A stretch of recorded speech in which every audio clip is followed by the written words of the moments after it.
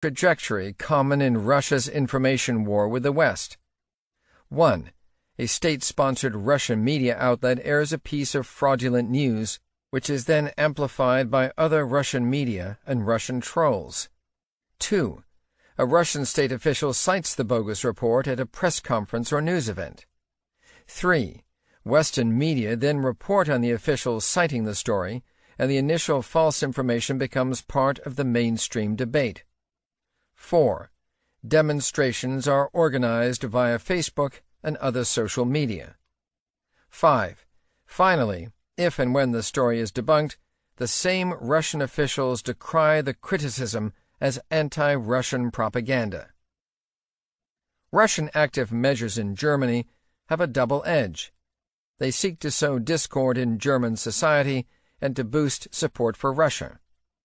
Putin, who served as a KGB officer in Dresden during the Cold War, sees Germany as a critical target in the Russian information war.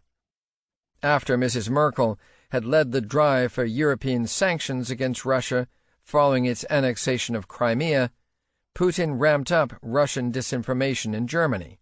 RT opened a German-language channel called RT Deutsch, which parroted the Kremlin's line on Ukraine and published reams of anti-US and anti-NATO stories.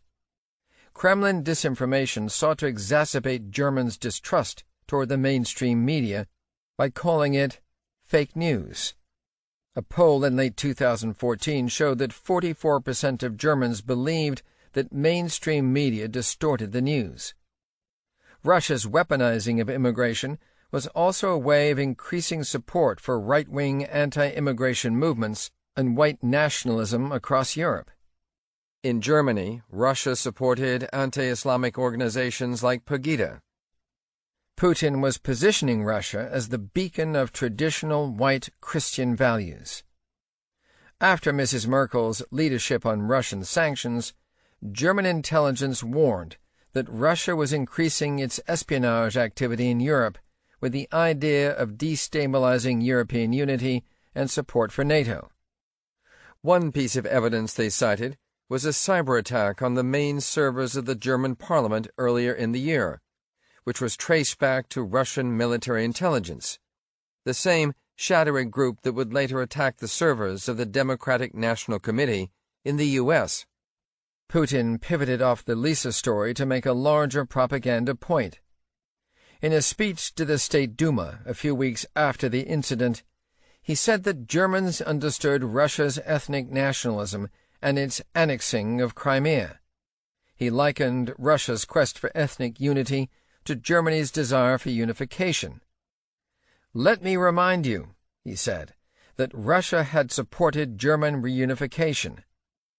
Our nation," he said, "unequivocally supported the sincere, unstoppable desire of the Germans for national unity. I am confident that you have not forgotten this, and I expect that the citizens of Germany will also support the aspirations of the Russians, of historical Russia, to restore its unity." Perfectly played. They always accuse you of what they're doing.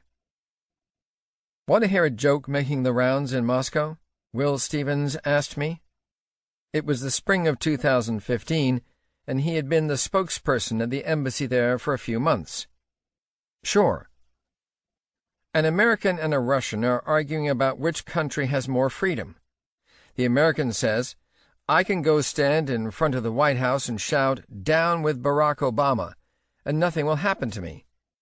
The Russian replies, "I can go stand in front of the Kremlin and shout, 'Down with Barack Obama,' and nothing will happen to me either." I laughed. Things were pretty grim in Moscow, Will said. After leaving the Ukraine task force and helping start the Russian information group, Will was now in the belly of the beast. It had changed his views on some things. In Washington, he had been an advocate of trying to direct some messaging toward an audience in Russia itself. I'd always been skeptical. I used to joke that we didn't have any subscribers there. Will had wanted to give it a try, but now he had concluded that it wasn't worth it. Not because the government would censor us, but because Russians wouldn't listen.